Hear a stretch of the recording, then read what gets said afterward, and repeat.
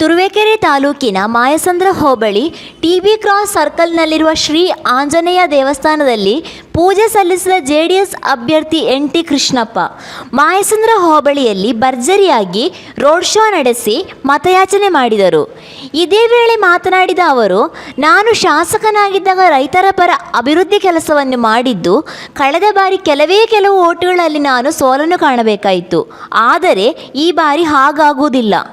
ಮತದಾರರು ಜಾಗೃತರಾಗಿ ನನಗೆ ಮತ ನೀಡುವ ಮೂಲಕ ಜಯಶೀಲರನ್ನಾಗಿ ಮಾಡುತ್ತಾರೆ ಎಂದು ಅವರು ವಿಶ್ವಾಸ ವ್ಯಕ್ತಪಡಿಸಿದರು. ಜೆಡಿಎಸ್ ಪಕ್ಷದ ಪಂಚರತ್ನ ಯೋಜನೆಗಳು ರೈತರ ಪರವಾಗಿ ಇದ್ದು, ರೈತಾಪಿ ವರ್ಗದ ಕುಟುಂಬಗಳಿಗೂ ಮತ್ತು ಅವರ ಮಕ್ಕಳಿಗೂ ಸಹ ಅನುಕೂಲವಾಗುತ್ತದೆ. ಜೆಡಿಎಸ್ ಸರ್ಕಾರ ಈ ಬಾರಿ ಅಧಿಕಾರಕ್ಕೆ ಬಂದರೆ ಪ್ರತಿ ಗ್ರಾಮ ಪಂಚಾಯಿತಿ ವ್ಯಾಪ್ತಿಯಲ್ಲಿ ಮೂಲಸೌಕರ್ಯ ಒಳಗೊಂಡಂತೆ ಸುಸಜ್ಜಿತವಾದ ಆಸ್ಪತ್ರೆಯ ನಿರ್ಮಾಣ ಮಾಡುತ್ತೇವೆ. ಕೊಬ್ಬರಿಗೆ ಬೆಂಬಲ ಬೆಲೆಯನ್ನು ನೀಡಿ ರೈತರ ಪರ ಕಾರ್ಯಗಳನ್ನು ಹಮ್ಮಿಕೊಳ್ಳಲಾಗುವುದು. ಜೊತೆಗೆ ರೈತರ ಮಕ್ಕಳ ಉನ್ನತ ಶಿಕ್ಷಣಕ್ಕಾಗಿ ಹೆಚ್ಚು ಒತ್ತು ನೀಡಲಾಗುವುದು ಎಂದು ಅವರು ಭರವಸೆ ನೀಡಿದರು. ವರದಿ ಸುರೇಶ್ ಬಾಬು ಎಂ, ತುರುವೇಕೆರೆ. ಚುನಾವಣೆಯಲ್ಲಿ ನಾನು ಸಹ ಅಭ್ಯರ್ಥಿಯಾಗಿ ಸ್ಪರ್ಧೆ ಮಾಡಿದ್ದೇನೆ. ನನ್ನ ಕ್ರಮ ಸಂಖ್ಯೆ 2. ಹಾಗಾಗಿ ನಾವೆಲ್ಲರೂ ಸಹ ಈ ಹೋಬಳಿಗೆ ನಾನು ಸಾಕಷ್ಟು ಕೆಲಸ ಮಾಡಿದ್ದೀನಿ. ನನ್ನ ಕಡೆ ಇರುವಂಥ ಕೆಲಸಗಳು ಮಾಡಿದ್ದೀನಿ.